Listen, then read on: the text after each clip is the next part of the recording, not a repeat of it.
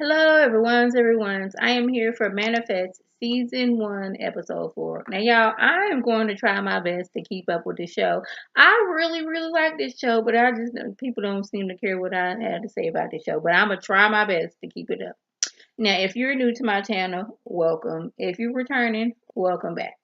So we first see like the flight attendant, she's doing what she doing, making sure everybody you want a coat, you want something to drink, you want a cookie, okay.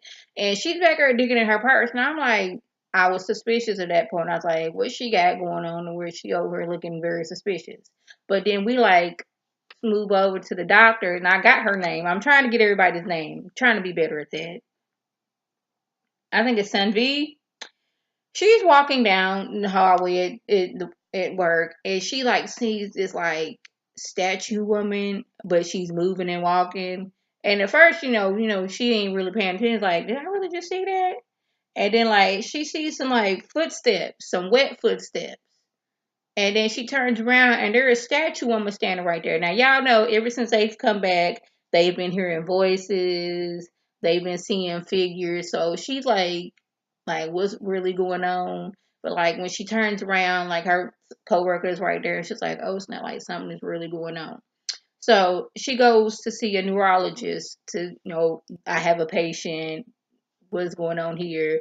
And it seems like the patient would have schizophrenia and hallucinations from this marker on the brain, but she knows that's not it. So she goes to see Ben, which is the daddy, and they're talking about her brain scan and how she's been seeing this image of this statue woman in the footsteps. And those footsteps like led her down to this psych ward where this man was like, "You gotta find a flight attendant." So she was like, "Okay." Now they're trying to put two and two together. Like maybe the flight attendant had something to do with us disappearing for 5 years and coming back with no memory of ever being gone. We're gonna have to put two and two together to figure out all this what's going on. But I was like, I don't think flight attendant was up to something, but I just didn't think she had something to do with them going missing for all those years. So Mick and her ex fiance or ex boyfriend, they are out on a stakeout, and she's seeing vision of statue woman as well. But at this time, the statue woman has like angel wings, and she's standing in front of the car and like, save him, save him. So since they're on a stakeout, she automatically thinks that they're talking about the officer who is undercover. So she wants to just like rush in, but there's certain protocols that you got to go by. Now, me at this time, I didn't think that they was talking about the officer that was inside the building, because if y'all remember episode 1, it was like set them free. She thought it was talking about the dogs. No, it was talking about the man who had the little girls trapped inside that his property where the dogs was at. So I was like, that you make you think it's one thing, but it was another. So they go rushing in and just ruining his whole undercover operation. They didn't just spilled him as being they just blow his whole cover. So now they mad and somebody got to pay for it. So ex fiance boyfriend dude, he takes the fall for it because he knows she's going through some things. She's not telling him what's going on. He's like, he can tell, like, you was at that there when the plane crashed. You was there when the plane disappeared. When the plane blew up, you found those little girls. You've been doing this. You figured out that it was the maid that killed the old girl last episode. You found all these things out. Something's going on, and you not telling me. So he's trying to put two and two together, but he don't want to tell the director of the government. I think it's the NSA, whatever it is. We're gonna say government man. He don't want to tell him just yet what's going on with her. So we didn't put two and two together, and we didn't found a flight attendant, and she was smuggling her cousin's boyfriend in from Jamaica because you just can't be openly gay in Jamaica, I guess. And they friend got beaten, killed, and they tried to like prove that the government wasn't doing anything. So like they needed to get out of Jamaica ASAP. But her cousin couldn't get his passport in time. But no, the cousin's boyfriend, I can't think what his name was it Thomas? Thomas couldn't get his passport in time, so she had the right idea. Let's smuggle him on a plane. We gonna put him in a flight attendant's outfit, have him sit there. You ain't gonna help nobody out, and we just gonna go from there. But they went missing for 5 years, and the captain comes telling her we have to, divert to another airport, and the police want to talk to us. So she was like, okay, you gonna get down in this little compartment, and once the plane landed and been landed and it just stopped, you gonna crawl out and you gonna jump out. Well, the police and the government, they figured out there was somebody else on the plane. His fingerprints were on the outside of the plane, so we have a stowaway. He may have something to do with it, but he's in the psych ward right now. We need to get some information on him.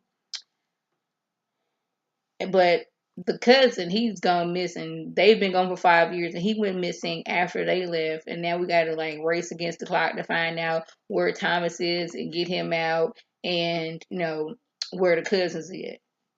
So the daughter, I think her name is Olive, she gets caught stealing. And instead of calling mama daddy, she calls mama's, like, I guess it's her ex-boyfriend now, the person she was seeing when she thought daddy was dead. Like, she decides to call him, but daddy goes there and like comes face to the face with the man who like basically took his place. Now, it's hard one thing that your wife then moved on and your daughter's comfortable with this person, but now I'm face to face with this dude, and my daughter felt more comfortable about going to this man instead of coming to me, her own daddy.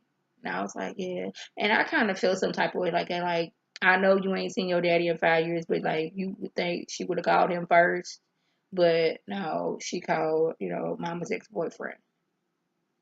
So Dr. Sanvi, that's what I'm gonna call her. If I'm wrong, I apologize.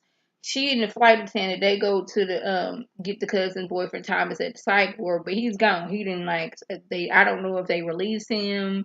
Well, I don't think they released him because they had him pumped up with Haldol, which since he wasn't bipolar or schizophrenic, that's gonna do a lot to his body. So they like racing to try to find him, and she sees the footsteps from statue lady. So that's like, we're gonna follow these footsteps and we're gonna find him. But like they are outside, and like Mick shows up, and she was like, I need y'all help with something. She's like, first of all, we need to find Thomas before the government finds him, because they are already at the hospital looking for him. And the nurse was like, well, his mama was just here. And it's like, mama, but they had already got out by then. Like, we need to find him before the government do finds him. So they was like, oh, the statue, that's a statue of such and such, a statue of the water or something like that. He's gonna be there. They find him there because it's like him and his boyfriend, that was their plan. When we get to New York, we're gonna go to a statue by the water or whatever it's called. But unfortunately, that all derailed when they landed, and it's like, whoop, y'all been gone for 5 years. He freaked out because like he thought he was going crazy. Like I mean, to me, and I've been gone for 5 years.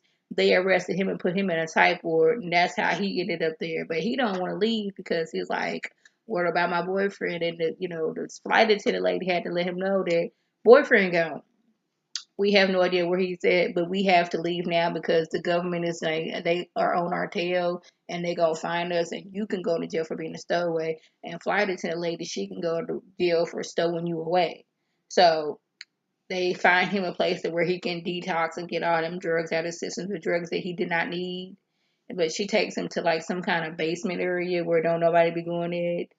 So y'all gonna stay there. You gonna detox your body. You gonna get all this out your system so you can get better. I was like, okay, that's good.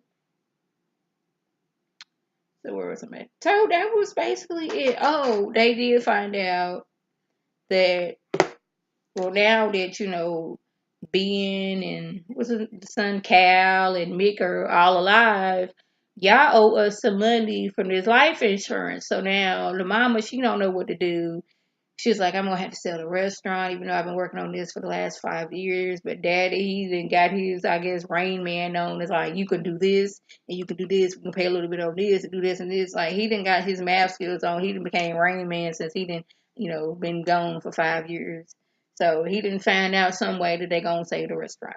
So that was a just. If I left anything out, by all means, leave a comment or video sponsor. Like always, I thank my subscribers and the people who watch my video. If you're new, welcome. If you're returning, welcome back. This is Lady T signing off.